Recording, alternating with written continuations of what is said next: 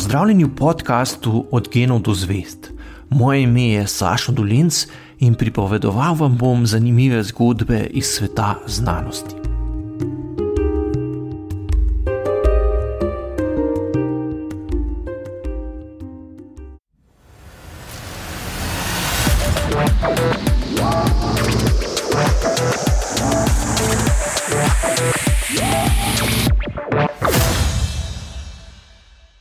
Tretja epizoda podcasta Digitalna Slovenija.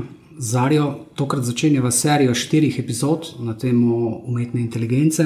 Definitivnega cilja nimava, je pa vsekakor v ospredju misel, da predstavimo različne vidike umetne inteligence, pojma, koncepta, ki je globoko v vsakdanjiku prisoten vse bolj.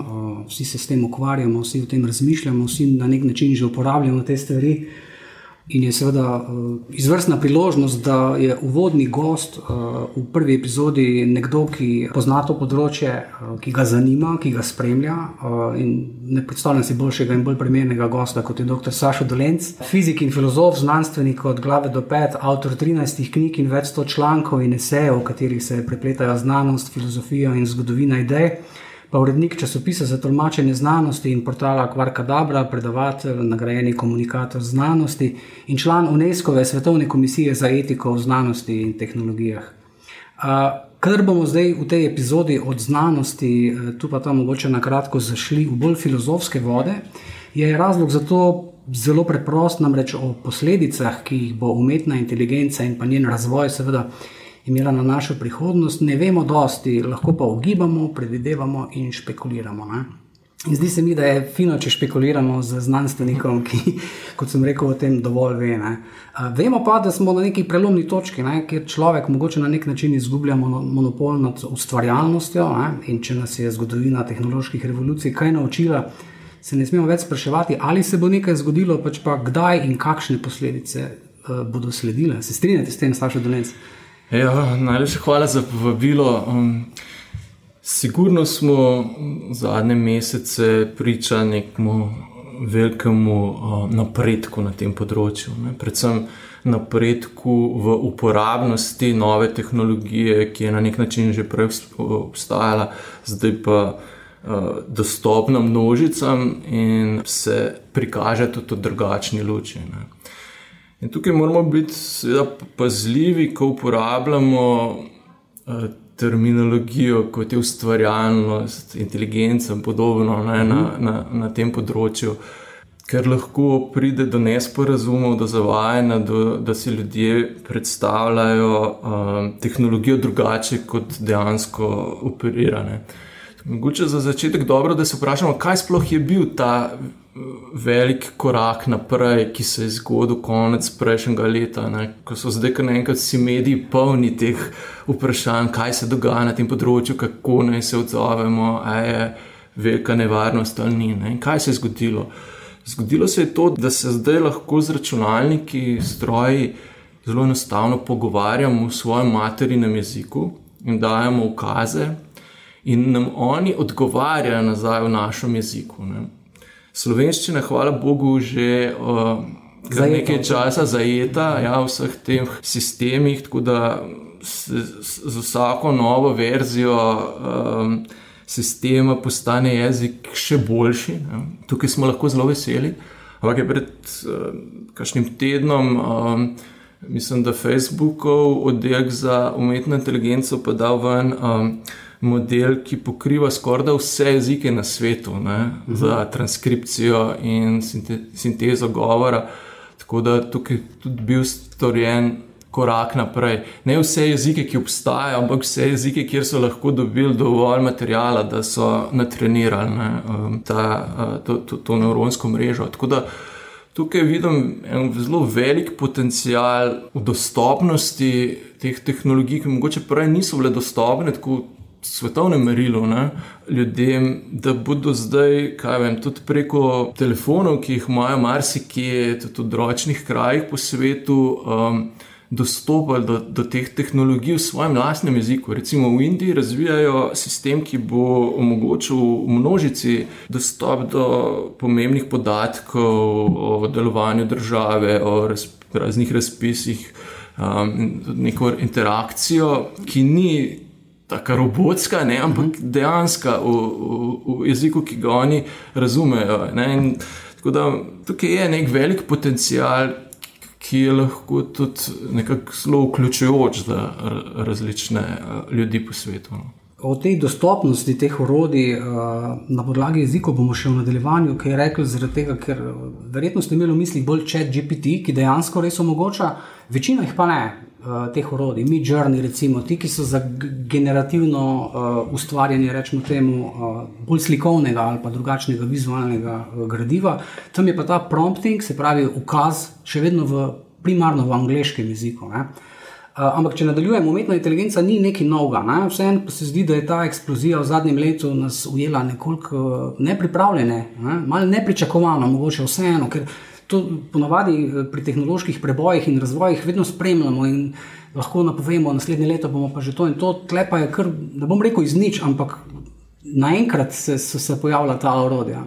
V bistvu ta prehod, ne, glede uporabnosti tega orodja, ne, ki mu da rečemo ChatGPT, na tem so kar veliko dela, ne, kako bi naredili stvar bolj uporabno. Jaz sem uporabljal to orodje že prej, ko ni delovalo v obliki pogovora, ampak si moral bolj tako računalniške ukaze dati noter, ampak je tudi bil že sistem kar zmogljiv in podpiral slovenščino in je znal recimo šumnike dati na prava mesta, ne, če si poskeniral nek dokument in ga pretvoril. Tako da, ampak je bilo treba napisati nek ukaz, ne, nisi mogel kar v nekem splošnem pogovornem jeziku tega narediti. To je bilo tisto, kar so naredili pri tem podjetju, so se zelo trudili, da so to naredili, morali so kar nekaj inovacij upeljati, ne, morali so neko drugo nevronsko mrežo natrenirati, da je učila ta sistem, da je potem se naučil to izvajati. In verjetno so bili vsi presenečeni, kako dobro to deluje in kako so potem še naprej razvili. Ne? Zdaj, te zadnje verzije so res, če uporabljamo še vtičnike, ne, ali pa mogočemo, da brska po internetu, je res to zelo, zelo zmogljivo orodje, ki recimo, ne vem, včeraj sem upisal eno nalogo matematično mislim, da matematične olimpijade, pa je prav rešil s pomočjo vtičnika Wolfram Alpha, ne, ki ima neko veliko bazo znanosti in matematike zadaj, ampak ga je znal poklicati in rešiti. Tako da tukaj je res neka zakladnica zadaj, za katero je pa pomembno, da naredimo, da bo delovala varno, stabilno, kakovostno. In zdaj v bistvu smo nekako, ker se je to zelo hitro zgodilo, ne, ta prehod, smo nekako v fazi, ko se definira, kaj so standardi kakovosti na tem področju. Ne. In se mi zdi, da je v bistvu dobro, da ima množica ljudi dostop do tega, da se vidi, kjer so problemi in se mora hitro odreagirati in najti neke rešitve. Ne. Tako da druga pot bi bila, da bi bilo to v nekih zelo ozkih skupinah na Kitajskem, ne vem, nekih laboratorijih znanstvenih po Evropi in v Ameriki, kjer bi poskušali ljudje predvideti, kaj bodo množice delale s tem in naprej nekako zavarovati se. Tukaj so se odločili za malo drugačen pristop in mislim, da je zaenkrat kar deluje. No, tako da. Jaz bi pa še en korak nazaj naredila. Zdaj veliko smo govorili o v bistvu teh velikih jezikovnih modelih, predvsem v vašem prvem odgovoru o chatu GPT. Kako pravzaprav delujejo? Vem, da v vaših zapisih na Kvarkadabri ste kar nekajkrat razložili že celoten postopek. Kaj pravzaprav so te modeli nevronske mreže, o katerih govorimo? Kaj je zadaj? Ja, v bistvu nevronske mreže so neki, rečemo, računalniški programi, ki jih lahko na podlagi množice podatkov naučimo upravljati določene procedure, ne, algoritme. Klasično računalniško programiranje poteka tako, da programer vnaprej predvidi vse možne scenarije, ne, in potem to pretvori v računalniški jezik in računalnik potem ve, kaj narediti v določeni situaciji. To deluje za... If else, ne? Ja, to deluje za kar nekaj orodij, ni pa to dobro recimo za prepoznavanje govora, za prepoznavanje slik, za generiranje slik jezika, ne? Ker zares ne vemo, kako se to... Ne poznamo sami algoritmov. Ne? No in tukaj pa pač pride do izraza strojno učenje. To se pravi, mi naredimo nek računalniški program, ki se zna učinkovito učiti na množici podatkov. Ja. In tukaj imamo neke zelo velike nevronske mreže, to so programi, ki nekako simulirajo nevronske mreže v živih bitjih, ne? Ampak gre za matematične enačbe, ki nekako računajo številke. Na eni strani damo noter recimo zakodiran jezik v obliki številk, na drugi strani pridejo ven spet številke, ki jih potem odkodiramo. Vmes se pa samo računa. Ne? No in ta pristop se je izkazal zdaj, ko je na voljo ogromno podatkov in ko je tudi na voljo zelo velika procesorska moč, da se lahko nauči te prej zapletene postopke tudi upravljati na ravni algoritma. In to so te jezikovni modeli, ki znajo procesirati jezik. Se naučijo na ogromno podatkih napovedovati recimo naslednjo besedo v nekem nizu besed. Ko recimo tako učenje traja nekaj tednov na 10,000 procesorjev, se sistem nauči šele napovedovati to naslednjo besedo. In ko recimo zastavimo mu neko vprašanje, lahko on odgovori z drugim vprašanjem ali pa z nečim, kar se mu zdi smiselno glede na vse to, kar je predelal. Tisto drugo vprašanje je lahko tudi čist lepo, ampak ni odgovor na naš poziv. Zato je treba v drugi fazi izvesti še posebno prilagajanje tega sistema za določeno pravilo. In tukaj imamo potem učenje, recimo v tem sistemu ChatGPT, odgovarjanje na vprašanje. Mu damo veliko vprašanj z znanimi odgovori in potem ocenjujemo njegove odgovore in ga dodatno učimo, da usmerjamo, da se nauči te forme. To je nekako ta osnovni princip, kako te sistemi delujejo. Zato se mi zdi malo to je zgolj neko statistično napovedovanje naslednje besede, je premalo. Znajo nekaj več. Ni zgolj to, da napove naslednjo besedo v zaporedju. Zna iz te našega poziva, to se pravi nekaj, kar mu napišemo kot vprašanje, zna potem generirati nek smiselen odgovor. In to je tisto, kar je mnoge presenetilo, koliko je dober v tem in koliko znajo v bistvu tudi v nekem daljšem besedilu zadeve smiselno povedati. Ne ratamo zmeraj, zato smo seveda mi kot uporabniki odgovorni za karkoli uporabimo tega, ampak v povprečju pa že so te sistemi zelo, zelo dobri. Če se navežem na to uporabnost, se pravi, umetna inteligencija je samo toliko dobra, kolikor znamo mi dober ukaz postaviti noter, ker bile so neki pomisleki, pa taki, bi rekel, dovtipi celo, da smo si želeli letečih avtomobilov, zdaj imamo pa pač robote, ki znajo odgovarjati in pisati poezijo in ne vem kaj, in da to ni pač prihodnost, ki so jo pričakovali, ampak smo pa na dobri poti, da se stvar razvije v nekaj zares koristnega in kot pravim, tako dober, kot je ukaz, ki ga ti postaviš, bolj kvalitetni odgovor na koncu, a se motim? Sigurno je pisanje teh pozivov, promptov, zdaj pač nekaj, kar postaja del neke splošne izobrazbe. In ni samoumevno, kako dobiti nek dober odziv teh sistemov. Pri generiranju slike sploh cela znanost postala, kako generirati dobre slike. Pri besedilih je pa podobno. In če uporabimo zgolj kratek poziv, ne, potem dobimo nekaj, kar sistem pričakuje, da bo večini ljudi ustrezalo, ne, neke predpostavljene parametre.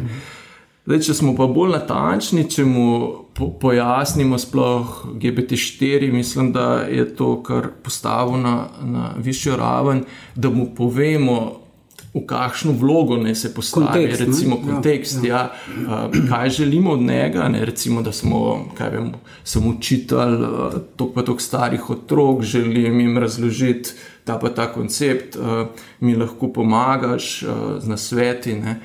Na ta način dobimo potem bistveno boljše rezultate. Ne. Ker pri slikah, ki ste jih omenili, ne, ker imamo možnost z drugimi orodji, ne s ChatGPT-jem, recimo kot so Midjourney in tako naprej, tam je osnovni ukaz Imagine poševnica. Predstavljaj si poševnica in potem je stvar tvoje domišljije, kaj boš ti napisal. Ne? Zdaj spomnite se mogoče te viralne fotografije papeža v beli puhovki. Recimo, to je en tak banalen primer, ampak možnosti so pa, vidimo te slike vsak dan, ne, na družbenih omrežjih. Ljudje imajo noro dobro domišljijo, moram reči. Ja, in v bistvu je zelo dobro kombinirati te sisteme, da recimo tekstovnemu sistemu rečeš, da ti izboljša poziv za Midjourney, ne? In dejansko naredi to, ne? In v bistvu boljše formulira in dobiš potem boljšo sliko. Ne?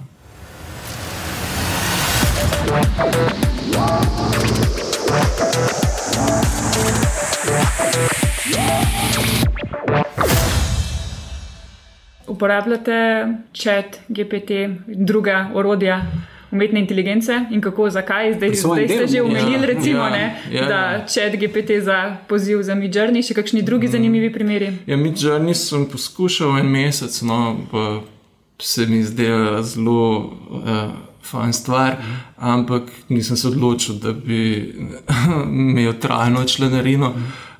In zdaj sem pa poskušam to plačljivo verzijo GPT, zato ker je zdaj dostopno kar bistveno več funkcij, če plačaš. To je pač nekaj tednov.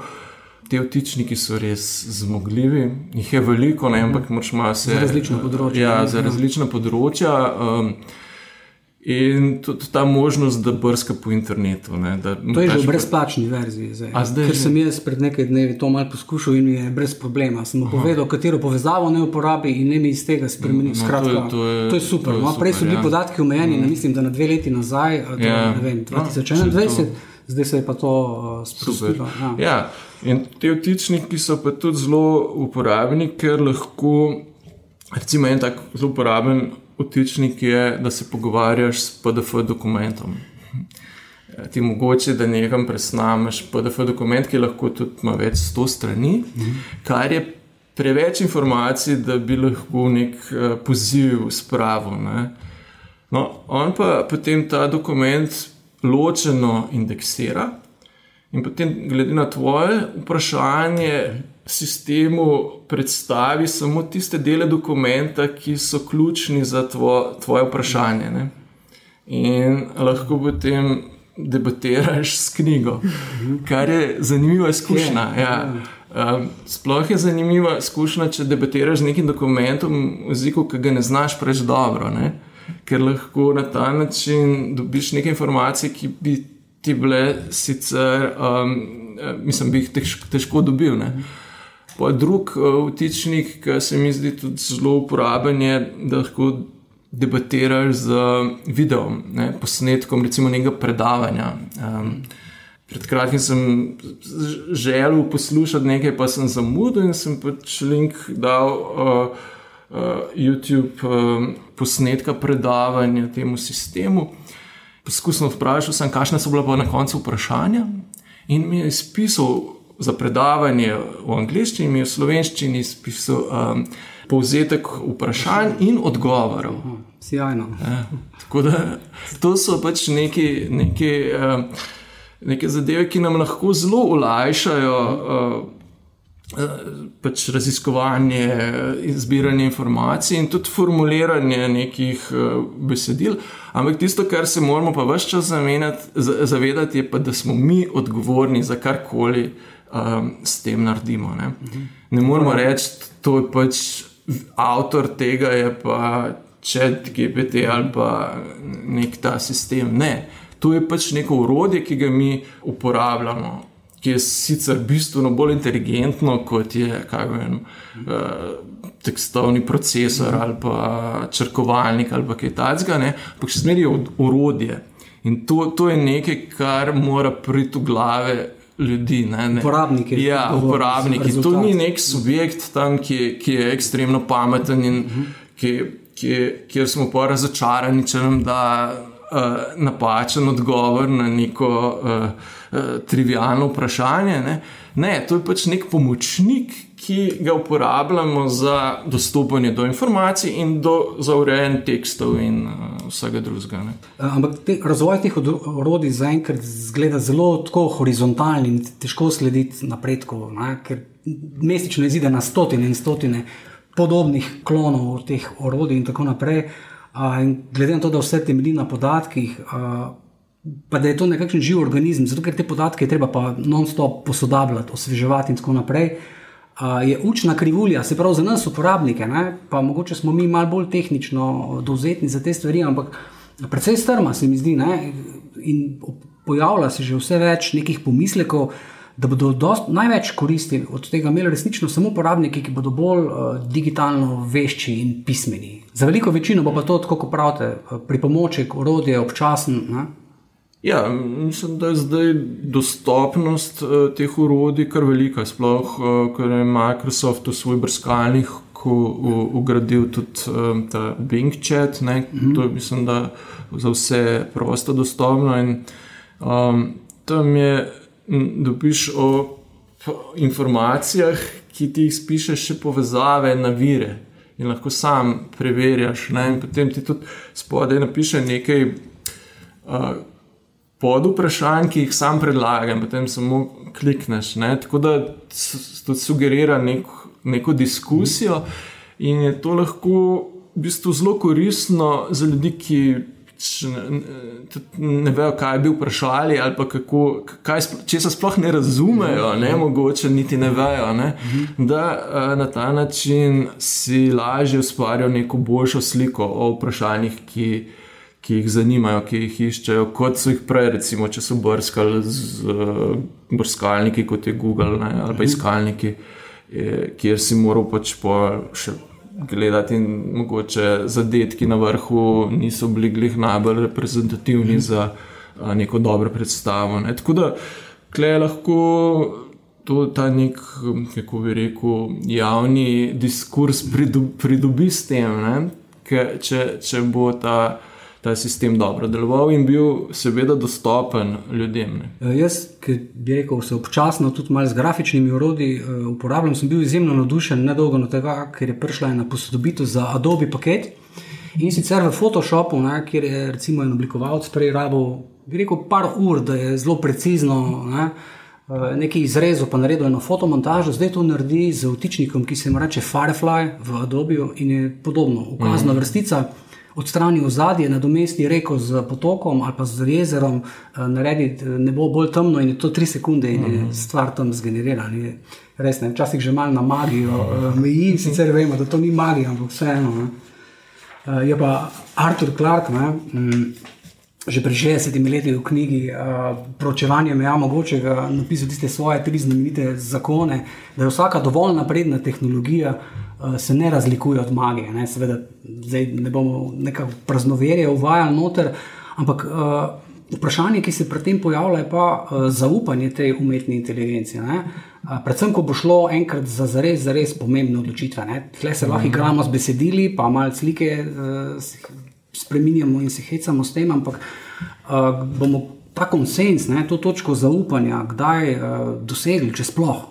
Ja, seveda, moramo predvideti možne scenarije, ampak nekako se realistično o tem pogovarjati, ne kot znanstveni fantastiki, ampak kaj ta orodja, ki so tukaj, ki se lahko še naprej razvijajo, kaj zmorejo in kako jih narediti varna za uporabo. Ne. In tukaj kar spremljam poročila teh podjetij, kakor jih pač objavljajo, ne. In se dejansko močno trudijo narediti te sisteme čim bolj varne in da delujejo tako, da je neko zaupanje, da tisto, kar dobimo, ni neka fikcija, ampak ima neko težo. Ne.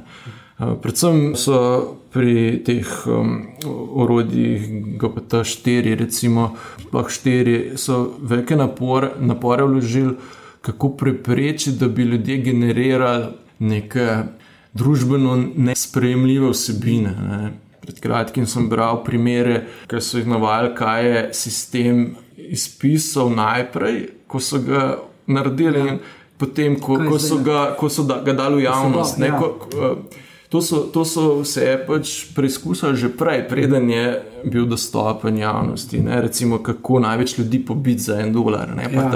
In je napisal najprej pač nek postopek, kako se tega lotiti ali pa kako rekrutirati nekoga za Al-Kaido, recimo. Ne? In potem zdaj kaj naredi, ne? Ki se upraviči pa. Saj tako Bing uporabljamo včasih, ne vem, če se komu drugemu že to zgodilo, ne, pač začne generirati odgovor, pa kar nekako se v sredini odloči, pa ga začne brisati, ker je gotovo zgleda, da nekaj ni, pa napiše, da se upravičuje, ampak če lahko kakšno drugo vprašanje zastavlja, da tukaj pač se ne čuti kompetentnega. Ne. In to je nek napredek, ki je dober. Ampak ti sistemi se učijo tudi sproti, z našo uporabo, in se prilagajajo. Seveda se učijo. Ampak se mi zdi, da tisto, kar je stališča neke dobre uporabe med ljudmi pomembno, je to, da je poskrbljeno za neko to osnovno varnost, da se ne da zlorabljati zelo enostavno. Vsej se najdejo načini, ampak jih potem spet zaprejo, ne, tako kot pri vseh drugih tehnologijah, ampak na tem se dela. In tukaj se mi zdi, da vse te industrije, ki so to dale ven, so šle z nekim, glede na to, kaj se je tudi prej dogajalo, ko so podobne modele pred leti že dali ven, pa so hitro začeli neke zelo sovražne stvari producirati, ne. So bili zelo pazljivi in da jim zdaj kar nekako uspeva. No? Hitro odreagirajo na vsa poročila, da se kaj čudnega zgodilo. Tako da, ker eden od očitkov ali pa zadržkov, ne, bi rekel teh, ki so malo bolj previdni pri implementaciji javnih vseh teh orodij, je, da je ena značilnosti umetne inteligence je, da ima ogromno pristranskosti, ker jo je človek k temu navedel in naučil dobesedno. In te pristranskosti se kažejo pravzaprav v rabi oziroma v rezultatih, ko ljudje to uporabljajo. Bi rekel na drugem področju, ne toliko pri teh jezikovnih modelih, ampak denimo obstaja ena raziskava, kjer so kamere pa tehnologija za njimi za prepoznavo obrazov v 99,99% pravilno prepoznale moške belopolte obraze, v samo 35% pa recimo ženske temnopolte obraze. Ne? Skratka, to je ta bias, teh biasov je cel kup teh pristranskosti in ti algoritmi se seveda, tako kot smo že rekli, prilagajajo, dnevno spreminjajo, posodabljajo, izboljšujejo. Hočem pa povedati, da so tudi snovalci sami, avtori teh orodij zelo previdni pri tem, ko napovedujejo, ne, ko dajo ta orodja ven in Jeffrey Hinton, ki je pred kratkim šel iz Googla, ki se pač načeloma ni več strinjal s tem, izražajo svoje pomisleke in celo neka obžalovanja okrog, pa mu pravijo, da je boter umetne inteligence. In je ustavil eno šalo v tisti njihov Googlov program in je bil osupel. In je dobil zelo natančen odgovor, kaj je pomen te šale. In zanje je bilo to neko streznitveno spoznanje, da so ti algoritmi umetne inteligence ne samo večji in hitrejši in močnejši, pač pa da se ne bo prihodnost na njihovi podlagi spremenila v 50, pač pa v 5 letih. Ja, mislim, te napovedi je treba to malo skepso imati. Mislim, da je ta isti Jeffrey napovedal pred 5 leti, da ne bomo zdaj imeli več radiologov, ker bo umetna inteligenca znala prebrati vse te medicinske slike. Tako da, pač treba je opozarjati na potencialne nevarnosti, na pristranskost, recimo. To je bila pač velika zgodba pred leti, ampak mislim, da se zdaj zelo velike napore vlaga na to, da se prečisti tudi podatke, na katerih se te sistemi učijo. In da imajo zdaj že programe, ki znajo pogledati tudi za pristranskosti, ki se jih morda mi sploh ne zavedamo, pa jih oni najdejo v programih in upozorijo potem na to. Tako da tehnologija tukaj je zelo napredovala, cel ta prostor, ki se ukvarja s tem, raziskovalni prostor, se teh problemov močno zaveda in je tukaj narejen res zelo velik korak naprej. Tudi kako se jezikovni te modeli odzivajo, koliko so prijazni, to se mi zdi zelo pomembno, ker če se mi naučimo na to prijaznost, bomo mogoče to malo ponotranjali, bo tudi drugače v komunikacijah na podoben način komunicirali. Tako da te pomisleki, ki so bili relevantni par let nazaj, prav glede recimo temnopoltih obrazov ali pa podobnih stvari, to je zdaj zelo močno napredovalo in smo mogoče pred vprašanji, do kje je zdaj pustiti nekako, to je v bistvu dilema zaenkrat predvsem v Evropi, kako regulirati in katere aplikacije teh tehnologij prepovedati, recimo, To je zdaj ta veliki zakon, ki se pripravlja na ravni Evropske aktov umetne inteligencije. Ki bo prepovedoval določene zapovedoval registracijo in take stvari. Pač in zdaj tisto, kar morajo te zakonodajalci najti, prava meja, da ne bomo preveč zadušili tega razvoja, da se bo razvoj širil na druga področja, mislim, teritorije, hkrati pa, da bomo neke svoje vrednote, ki so temeljne za nas, zavarovali. In to je pač kar kompleksno vprašanje, ki nima enostavnih odgovorov in mislim, da tukaj se išče neke kompromise, ki mislim, da bodo pač tudi zgled mogoče drugim to sem hotel reči, imate občutek, da bo spet EU vodila na tem področju, recimo podobno kot pri GDPR, kjer bo postavila neke globalne standarde, ki se bojo potem prenašali posod po svetu. In zdaj tukaj moramo pač biti pazljivi, da ne bomo zašli v primer gensko spremenjenih organizmov, ki smo v Evropi preveč zadušili to področje in tudi znanost se ni mogla razvijati na tem področju. Tudi v Sloveniji smo imeli zelo dobre raziskovalce, ki pač niso mogli več, so morali se preusmeriti. To je treba res paziti, da nek ta aktivizem ne gre predaleč. In je pa dobro, da se o tem govori, razmišlja in tudi, da se določene tehnologije prepove.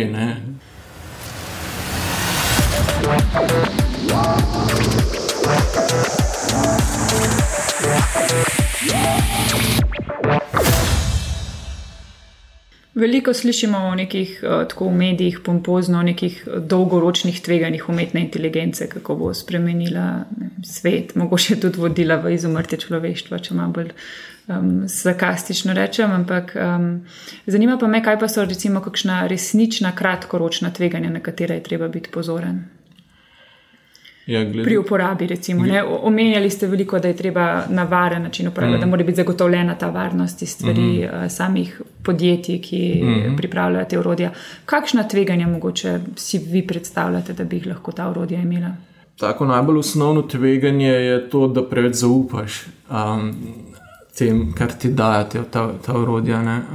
Sploh, če ga vprašaš, kakšno bo strokovno vprašanje, lahko ti da super odgovor, lahko pa tudi da nekaj, kar ima sam videz dobrega odgovora, pa zdaj res ni. Ne? Tako da to zavedanje, da je treba preverjati tisto, kar dobiš še mogoče z nekimi drugimi viri, ki jim lahko zaupamo, se mi zdi pomembno, čeprav pač tudi sami sistemi napredujejo in že sami nekako preverjajo tisto, kar dajo ven. Tem je pa treba paziti tudi, da ne pride do zlorab na način, da bi generirali ljudje vsebine z namenom širjenja nekega sovraštva ali pa sam zmede v družbi, ker zdaj bistveno lažje generirati vsebine, ki mogoče zgledajo pristne, pa niso. Zavajajoče. Recimo neka dezinformacija. Ja, dezinformacije, seveda, ker lahko tudi ustvariš sistem, ki bo različnim skupinam ljudi serviral različne verzije istega dogodka, in na ta način manipuliral, pač bodo vsi slišali tisto, kar želijo slišati. Vse to je bilo pač že s prejšnjimi tehnologijami mogoče. In tukaj mislim, da je treba te ponudnike teh storitev nekako prisiliti, da bodo čim bolj onemogočali takšne načine uporabe. Saj mislim, da se tega že zelo zavedajo in da če napišeš take ukaze, jih niti ne spremejo.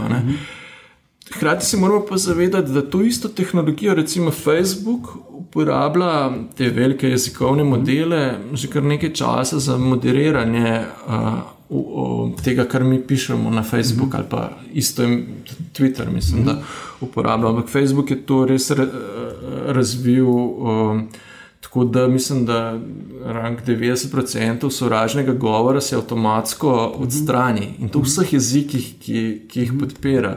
Facebook, kar so imeli v nekem trenutku svojega razvoja, s tem so imeli velike težave.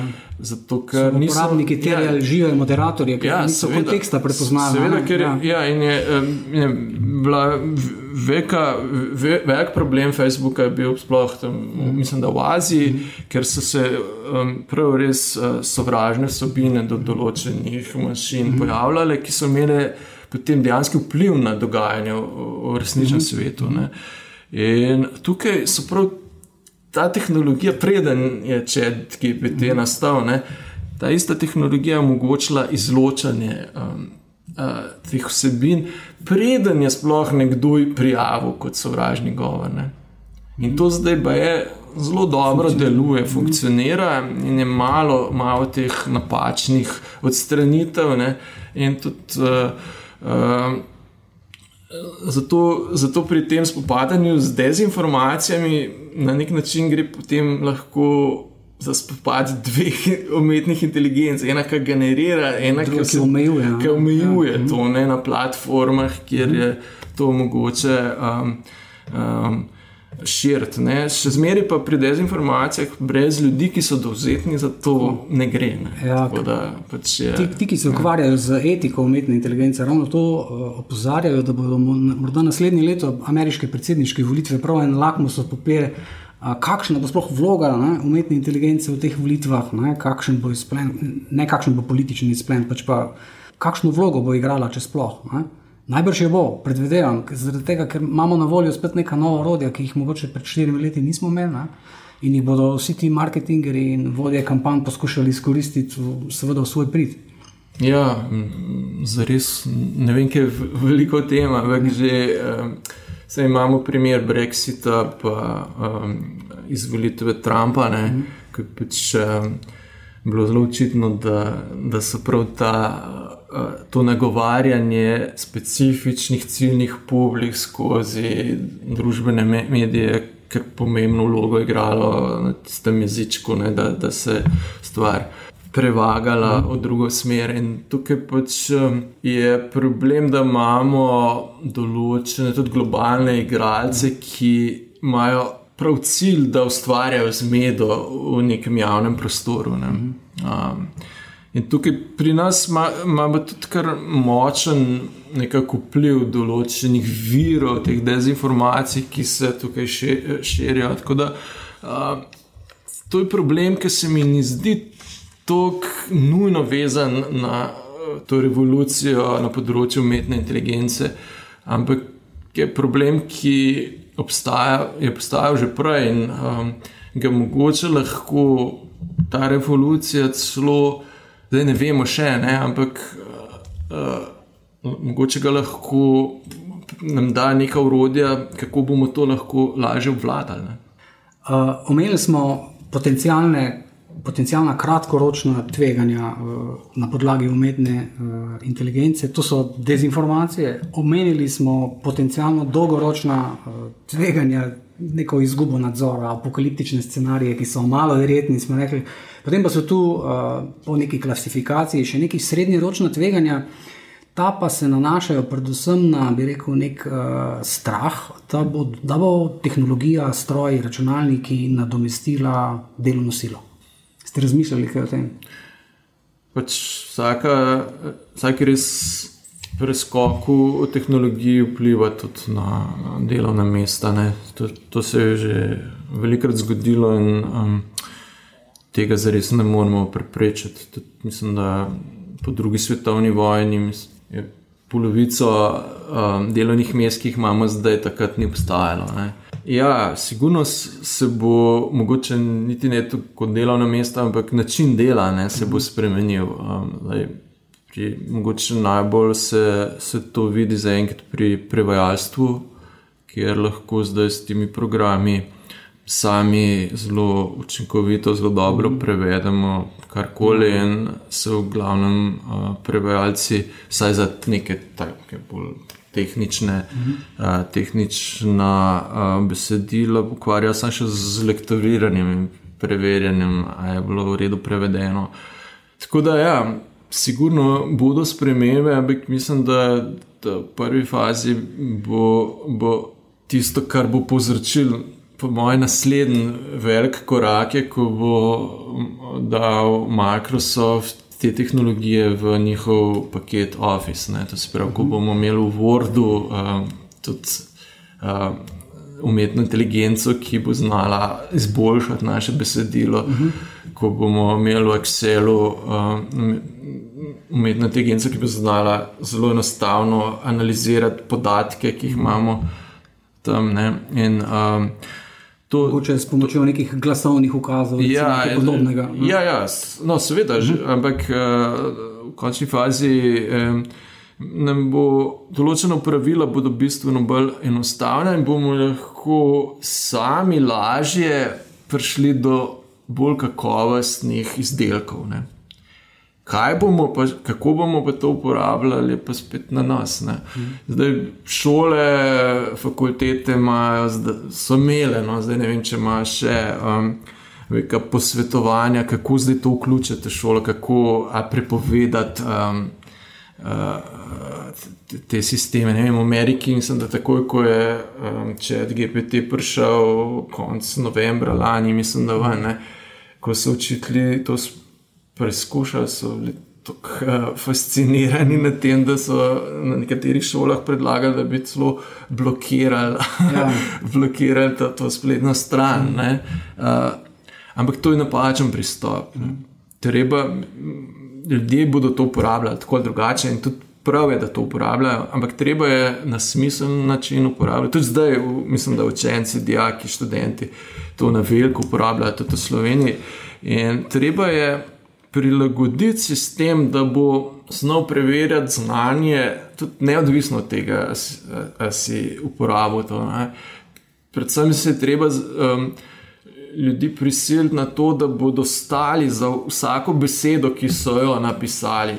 In zato se mi zdi ta pristop, ki so ga nekje na nekaterih fakultetah uveljavili, da moraš priložiti celotno dokumentacijo tvoje, kako si se pogovarjal z tem sistemom, ne, se mi ne zdi pravi, kdo bo to gledal, zakaj bi sploh to prilagajal. Ne. Ti moraš pač preveriti, a študent dejansko, on je tisti, ki je avtor tega teksta, a dejansko stoji za vsako besedo. Ne. Ti moraš preveriti, če si je pomagal z nekim orodjem, ok, ampak a dejansko razume vse, kar je tam napisano, stoji za tem. Ne. To je tisto, kar bo zdaj postalo pomembno, kar je pa tudi na ravni učiteljev, profesorjev, terja nek večji angažman. Ja, ker slišal sem, da so ravno učitelji, se pravi pri nalogah, ki so nastale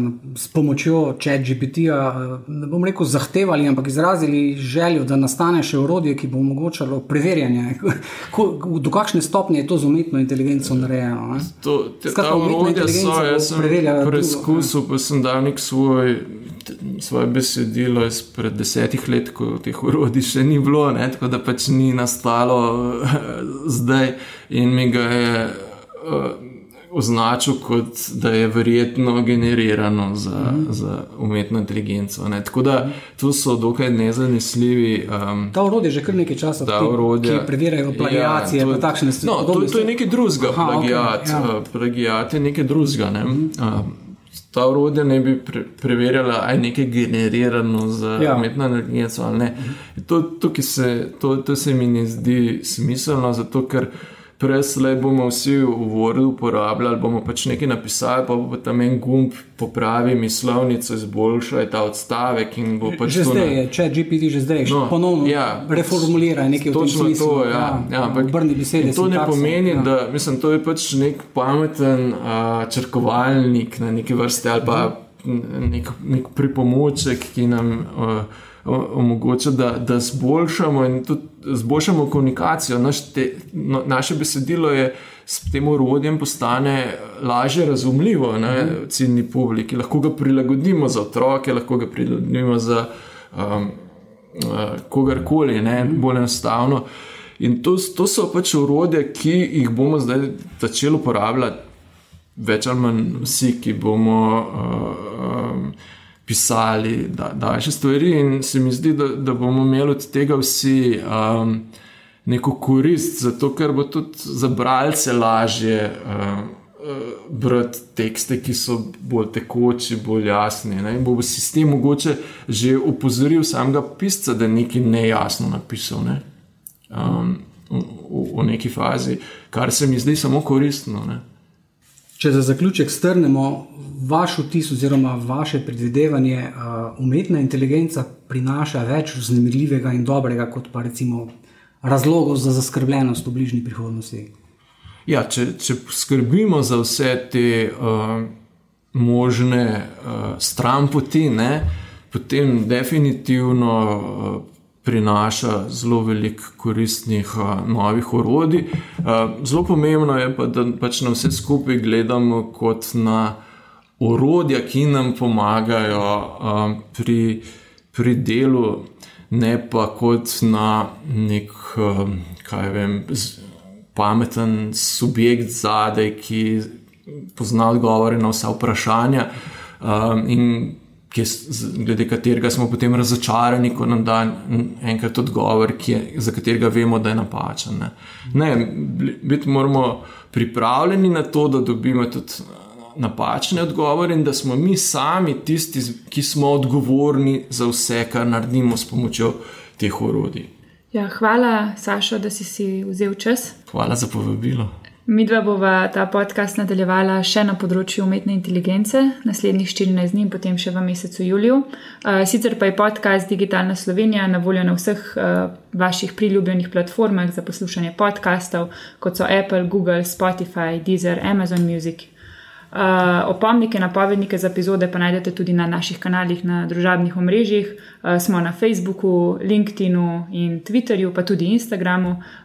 Z Alešem bova zelo vesela vaših vprašanj, pripomb, mnenj, sugestij za mogoče prihodnje gostje in goste in kritik, ki jih lahko naslovite na naju preko že omenjenih računov na družabnih omrežjih ali pa na naslov elektronske pošte podcast.mdp@go.si. Do naslednjega slišanja.